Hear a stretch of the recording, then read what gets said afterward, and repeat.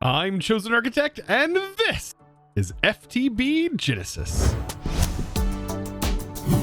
Now, we've been going at these sectors, and in reality, we've only really completed one, even though it seems like we've completed two. The first one was, well, to kind of initiate all of the new sectors. And well, we still have more fighting to do. And today, I think, is going to really expand on this pack and hopefully open up to some more loot and exploration. But I have a feeling that I'm going to need to prepare myself a little bit more before we fully dive into the next sector. Now, there's this mod in here called Apotheosis, and we've played around with it a little bit. This mod is incredibly powerful. It's a powerful tool, has a ton of powerful things that we can use, but it does take a little bit to kind of get started with. Now, in this pack, believe it or not, we can actually make the materials that we can use to then upgrade our gear into Apotheosis gear by simply following a few crafting steps. So to be able to make a Godforged Pearl, which is going to be the highest tier of Apotheosis gear, we're going to need to do a few things. We need to use UU matter to convert arcane sands into this. That seems, fair enough. But to get arcane sands, we need to have the luminous crystals, which is the rare material that we combine with netherite scrap in a pressure chamber. That seems easy enough. But before then, to be able to get the luminous, we actually need some of this time-worn fabric. And that is done with diamonds, crushed diamonds, and to get the time-worn fabric. And then to get the time-worn fabric, well, we need the mysterious scrap metal, and we need to combine that with that experience essence that we made last episode. And then that, in a smithing table, will give us the fabric. So all of this seems relatively easy. We do also need to get this scrap metal, though. And that comes from IC2 scrap inside of a mana pool, and that turns into this. Now, I was thinking, what are some interesting ways that we can get scrap metal? And well, we actually just got villagers, right? So why don't we do this? Instead of wasting all of our materials and dumping it into a recycler to make this scrap, which is how you would normally do it, or use rare earth chunks, which is a guarantee, by the way, apparently, we could go ahead and make this guy, which is going to be the demolitionist. Now, there was something that I didn't do last episode whenever we completed our last sector, and that was accept all of the villager downloads, because I didn't know how many it was actually going to send me. It seems like, though, it just sent one, which I am kind of fine with. This one has not set to anything, and I think we could make a villager breeder. Technically, I'm not quite sure, but I know we're going to be getting more villagers in the future, so I'm not super worried about this, but I did actually make a villager trading hall, and I want to use this new villager that we got to essentially breed, or not really breed, but to be able to make this new village. So what I want to do is down here, I'm going to place some water because this guy does require a TNT block, and that seems pretty dangerous, and it is. So that's why I'm going to put water right here, and then I'm going to put the industrial TNT right here. And then the goal is to get our villager in here, and it should turn into that. Perfect. And just in case this was to get activated, it should drop into the water. So I hope. All right, and yeah, this guy is going to trade us emeralds, or trade us scrap for some emeralds. Perfect. That's exactly what I want. And then we can take this, and we should be able to work our way up to that god material that we're ultimately striving for. Now, this is something I love about the new Applied Energistics, is we can actually do stone cutting patterns and smithing table patterns in here, and this can all be done and automated just by putting it inside of our current pattern providers. So yeah, it's able to handle this. So I should be able to essentially set up auto crafts for all of the tier crafting as long as I have the base metal. Now, with all of the auto crafts in place, this should be pretty straightforward.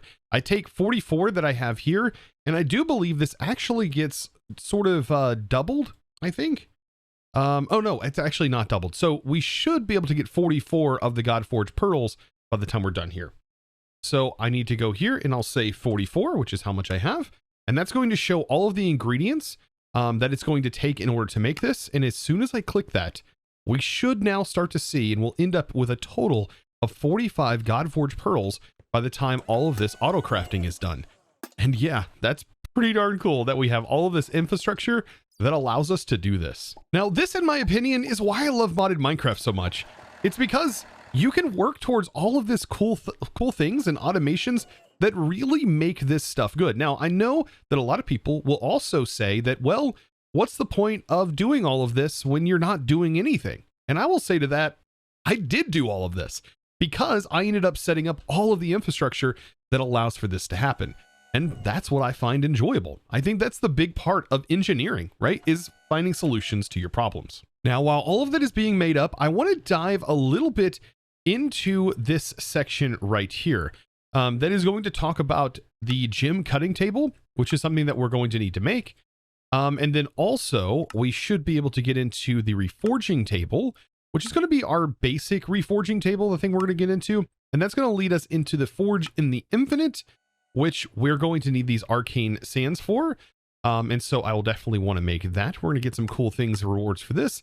And also a salvaging table, which ultimately we're going to want to get. Now, one thing to note that I did not know until today is that the gem dust can be gathered through the dimensional shards in this pack, which normally you'd have to drop an anvil on a gem, wasting that gem, which I may have done at the beginning of the series, not knowing that this was a way of doing it. I think, though, it was called for in that. And we're going to need a bunch of this gem dust. So good thing dimensional shards are quite plentiful. So it only took me a moment and we now have all of the different tables. And so we do gain access to all kinds of fun stuff, including a bunch of gems here. Now they're all cracked. And I think this is to kind of prompt me into cutting them to increase their rarity. And then we get some more shards, which is nice. And we get some arcane sands back and a vial of arcane extraction and expulsion. So pretty cool. These vials are sort of used as a way to get the materials back off of your gear, I do believe, if I remember correctly. They could be quite destructive though. So let's take a look at all these. So we have some gems, but honestly, the gems are just a bonus because the main perks come from just basically upgrading our gear in the reforging table to mythic. That is where all of the fun really starts to shine and show. Now over here is a salvaging table, and I think it gives us this armor because you can salvage things like this for its materials. But also, if you had Apotheosis gear, you can also get the shards off of that gear. I love how we also got Mikey's used band hammer, and you could repair this if you really wanted to. It's a 3x3x3 area that you get, and I believe you can use, yeah, you can use the anvil from Cyclic. There is a powered anvil that you could repair this in. Yeah, this right here, powered anvil. And so yeah, you just give this power, put it inside, and it will just repair its durability over a little bit of time. I also love that the hammer was just used. It's a band hammer that's just been used quite a bit. A lot of experience is really going to be needed. You're going to need quite a bit of XP in order to successfully reforge at this level on the mythic. And so that's even going to be a struggle for me. So we may not even be able to upgrade directly to that today, but you can always reforge to a higher tier later on.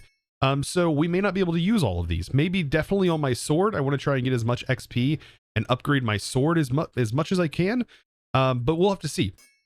So what are we going to do with this now that we have these Godforged pearls? Well, we can put them in here and we can actually put our gear in here. Now we're also going to need some sand, but notice how much experience this is going to take. This number over here is the experience level. And then in this little spot is going to be how many of the reforges it's going to take, how much of your Godforge and how much dust is also going to take. It tells you on the left-hand side, the reforge costs. You can see that little thing there if I can get it to appear again. There we go. So 5 gem dust, 2 Godforge pearls, and it's going to cost 50 levels. And then this will be 10 with 4 pearls and then 15 dust here. So, and 150 levels, that's a lot of levels. So how are we going to handle this? Well, I think that, as far as XP goes, I don't have a good solution to that just yet. Aside from just making more experience essence, because making mob farms are just not going to be the best way to do that. So, getting dust, that is going to come from us going to the nether, and the same thing that we set up to farm ancient debris. I also set it up to farm the dimensional shards, which is also our diamond source. So I now have access to those farming underground, which is really great. But this just gets converted directly into the dust that we're going to need. So the only thing that is really restricting us here is just experience. So 50 levels, that's quite a bit. Now I do want to do some testing here. So one of these experience droplets give us 1 level, it looks like. Okay, so a little bit more than 1 level. So let's go ahead and store all of our levels. And let's actually turn this into some bottles. So we can actually convert these directly into experience bottles instead. And so how much does 1 XP bottle give me? Oh, so it does seem like, I know the XP bottles can be random, but it does seem like the experience droplets may actually give us more experience by default. Yeah, it definitely does. And it seems like even the experience droplets can be random. Now you can also shift right click to consume the whole stack, and an entire stack gives us about 20 levels.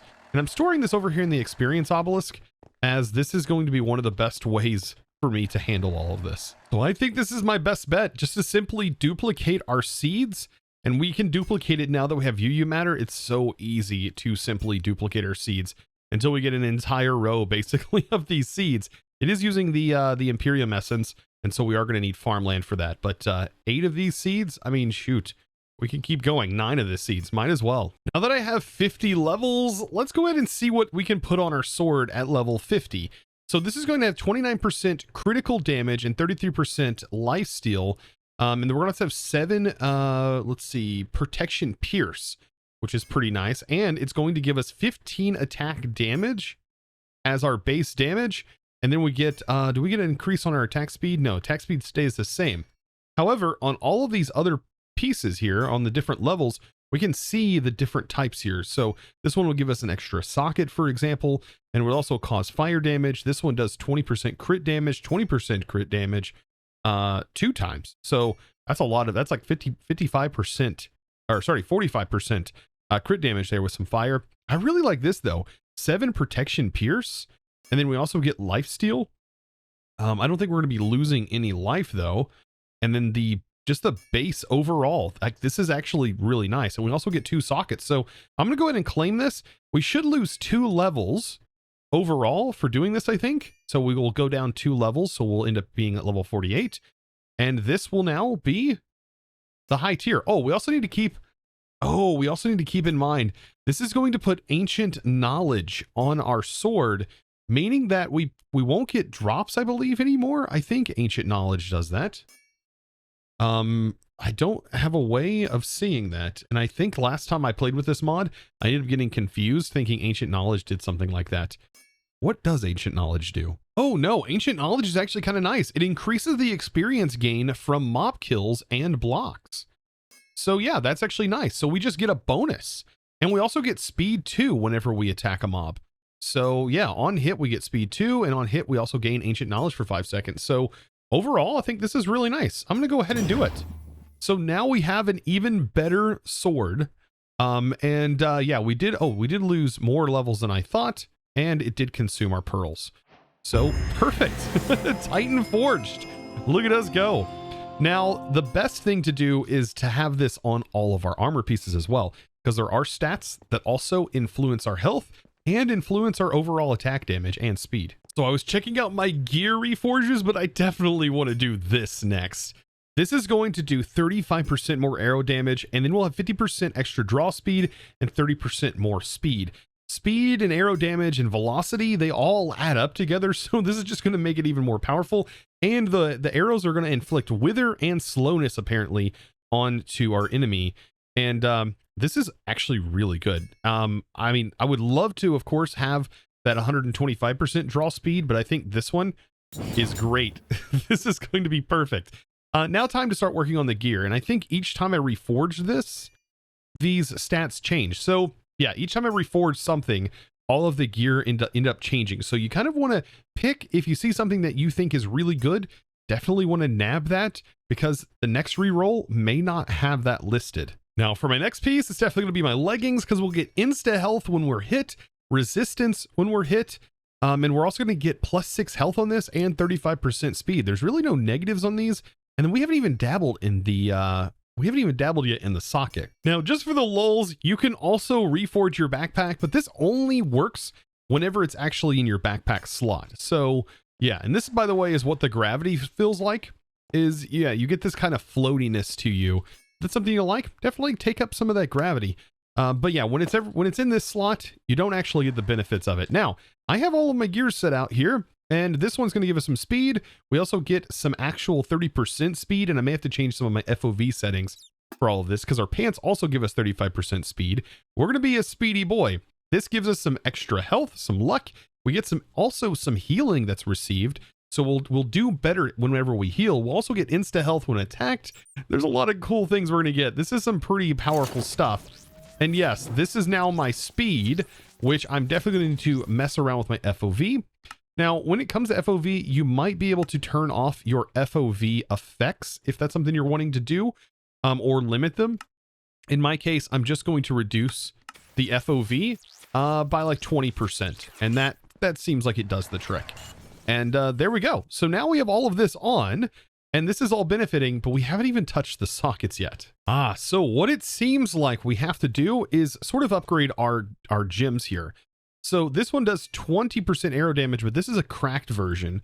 So in order for me to get the cracked version up into a higher tier, we essentially will need some of the base or higher. It'll tell us the time-worn fabric is one of the things, but it only says 1, but it still doesn't allow us to use this.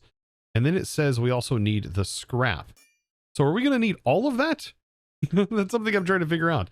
So with my understanding of this, we would actually need multiple of these, for example, cracked gems. So I would need another one here that would essentially allow me to, I'm guessing, use up these materials to upgrade. And if we use the time, we could get away with using one time-worn fabric here, and that would essentially upgrade it to the next tier. But in our case, we don't really have any gems that let us really do that, aside from this one. So I guess we could test it on this, and you see now it has accepted it, and it says we can use one of these, and we should be able to combine this, and that should raise it to the next tier level, like that, and we ended up getting 3.5 damage on this versus the one that we had. So that's actually kind of a nice upgrade. Now, as far as socketing these go, well, I'm going to use this. This is going to give us 20% arrow damage, and this goes in this slot, whereas the bow goes here, and that is going to put 20% arrow damage in our socket, and that's it. That's how you do that. That's how you put the gears on the things on here. You got to keep in mind, though, just like I'm doing here, is this is considered a certain type of armor, and when we see this, it's going to apply a certain effect depending on what type of armor it's on. And this is going to go on core armor, which will give us a point, it looks like 0.5 armor toughness, which would go on our chest as a core piece. And you can see here what that gem is actually adding when you put it inside of the smithing table. So, I mean, that's pretty cool. This is going to be pretty nice. Now, getting these gems off, that's where that material that we ended up getting comes into play. If you happen to want to replace gems, well, that's when you're going to need to use these vials here, and that's where you have a chance of losing your gear. So definitely make sure you're putting on gems that you're going to want to keep. Now, I know this gem could be better. It is a cracked version, but this sword isn't super expensive to make. So if we ever needed to redo this, we could. But yeah, I'm going to go ahead and put this on here. That's going to increase our attack speed by 10%. And then this is going to increase our overall attack damage. And there we go. Now we have a fully gemmed out piece of tool. What's wrong with me? So now at this point, I really do feel like we're pretty powerful with our health bar all the way into the yellows now. And I think we're good to go. The draw speed on this is way faster. Yep. I think I'm ready for the next sector. And this is going to require secondary corrupted sector. Refined entangled matter, but this is the secondary corrupted sector. We're about to unlock this, and it does mention up here in the Project Genesis section, it says extra dimensional transmissions. And it says once we've unlocked this, we'll end up getting a distress call. I don't know if that's a spoiler or not, but reading ahead, that's just me. Secondary corrupted sector. let's do this. It's going to require 10 million RF, and that's not a huge deal considering how we produce it. And so this is going to initiate a corrupted sector here, and I have no idea what this thing is going to hold. This could be kind of deadly, but I think this time what we should do is probably not forget to close the door. And I also want to set this up a little bit differently. I think I want to, on the outside here, set up some sort of border to kind of prevent the mobs from falling off. Now this time I hope to be a little bit more prepared. I'm going to close my door. I have a fence around the border, and I have ways that I can hopefully get my way out because of my step height. Okay. We also have some instant health with our melon juice, even though I don't think we're going to have to worry about that. I hope. It all depends on what the boss is. What could be worse than what we've already fought? I have no idea what I'm getting myself into. So all we're going to do is submit this refined matter, which if we take a look at our matter, we should be able to make this. So we have 4 of those. Let's go ahead and make the next tier matter. Oh boy. Submit this.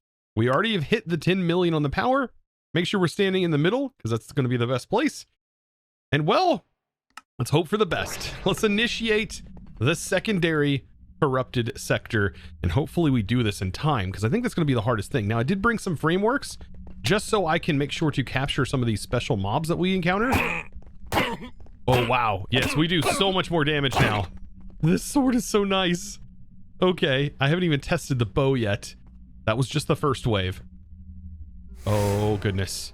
Ooh, there's a crimson mosquito. Oh, we can't do the crimson mosquito. Oh yes. We're annihilating them. This is so good.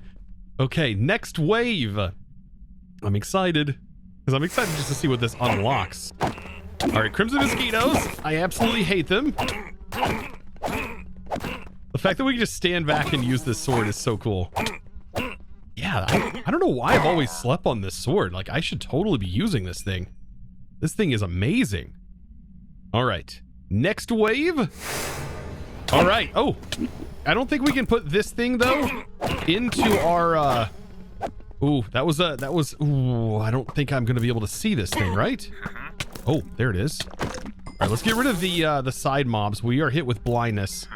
That is kind of a pain. This thing right here. All right, so now it's divided into multiples. Can we pick this thing up? No, I don't think we can. But killing these guys might be doable. We've just got to know. This is the illusioner. So I'm just going to keep hitting it. Is this the final boss? Ooh, nope. We have another wave. Oh, goodness. All right, this is the final wave. Holy smokes. I'm just like swatting because I'm blind. I can't see anything. Okay. There are snakes. We're fighting snakes right now. And then these guys. We've taken 0 damage though. This is hilarious. The snake, get wrecked. Snake. Oh man, it's like I'm straight out of the Anaconda movie. Okay, we'll get these guys wrecked out of here. Dang, they have a lot of health. Okay, but this should be final boss. This is final wave. Oh my goodness. Yes, just an illusioner left, and quest now complete. And boy, did we annihilate this section. I wasn't playing around this time. I was fully equipped and ready to go. So now that we have this done, we should be able to get more, but we're also going to get some phantom data models and an Elder Guardian data model. It says you're almost done. You've contained the secondary data corruption, and many more colonists are now eagerly awaiting to join. Initialize the download to begin materialization. Make sure you have plenty of room this time because we're sending quite a few. I'm going to save this one for just a moment because I don't know if I have enough to collect them all. And I also don't want to put them in an area, well, where they're going to automatically select a workstation. So in the meantime, now that we've done that, there's another section that's going to cost 50 million. And that is going to be the final thing here. And it kind of scares me that there's a warden data model because I'm super scared of the warden. Even in this gear, I'm pretty scared of the warden. But if we go to this section, we now should have a distress call chapter. And that's kind of cool. So as you delve into the depths of Elyria's restoration, an urgent fragmented signal pierces through the static of the Nexa Network. The Enderlings, a once mysterious alien species known for their enigmatic but peaceful nature and advanced technologies, are calling for help.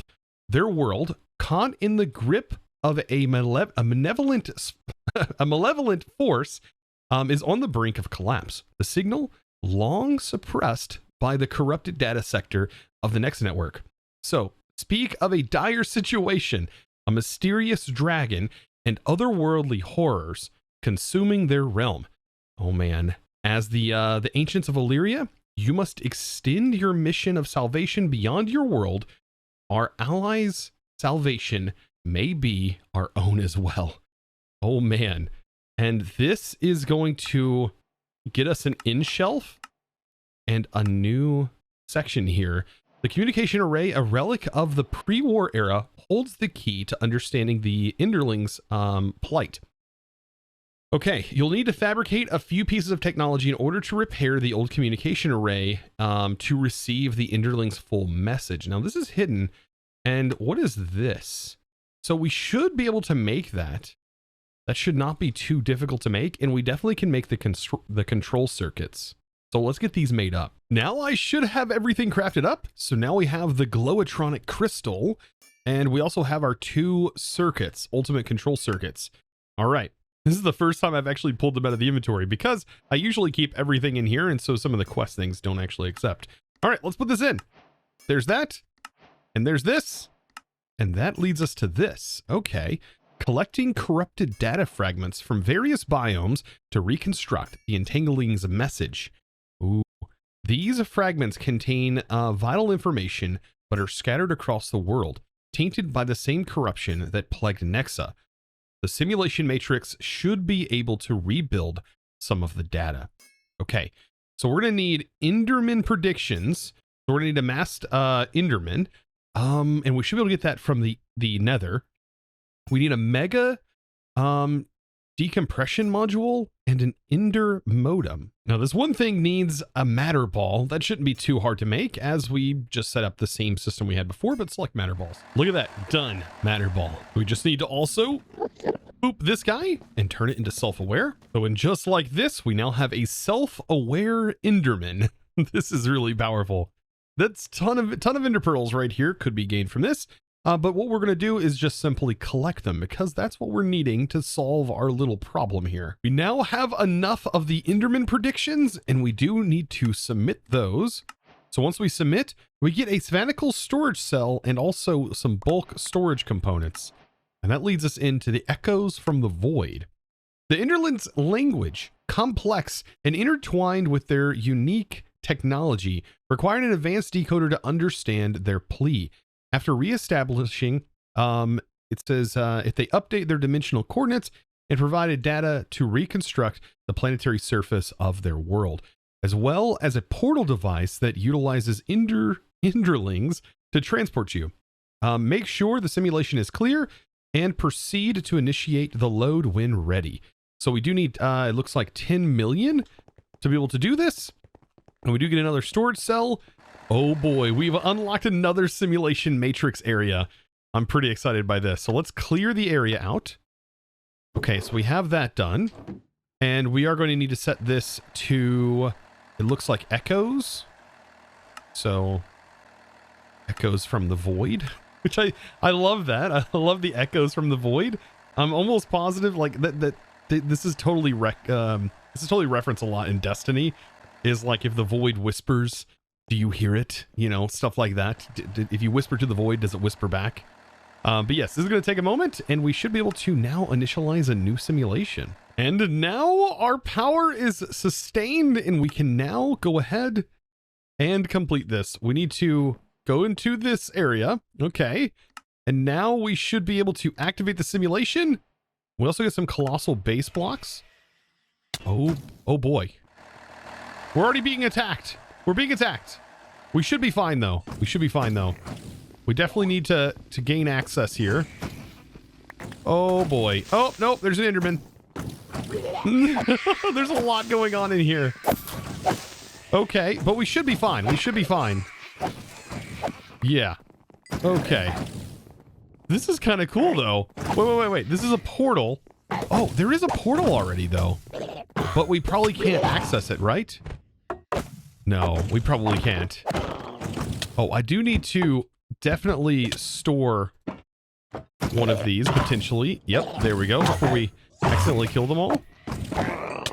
Okay, so this area is getting cleared out. I wonder if there's loot in these chests. This will be interesting. That's a regular shulker box. Oh, there is loot. So we have music discs, some ender pearls, some ender bees, and netherite. Ooh. And then the endophage rockets. Okay. Interesting. Mana still. Growth accelerators. Huh. Okay, so this does contain loot inside, but we can't go through this, right? We can't. Okay, so complete the simulation to the end in order to get out. I'm going to use an ender pearl to try and get out of here. I love how we're stuck. I'm not going to die there. Apparently, if you go in here, you're kind of stuck. You have to use an ender pearl to get out, which I think is kind of funny. So yeah, complete simulation to unlock the end. So we haven't even made our way in here yet.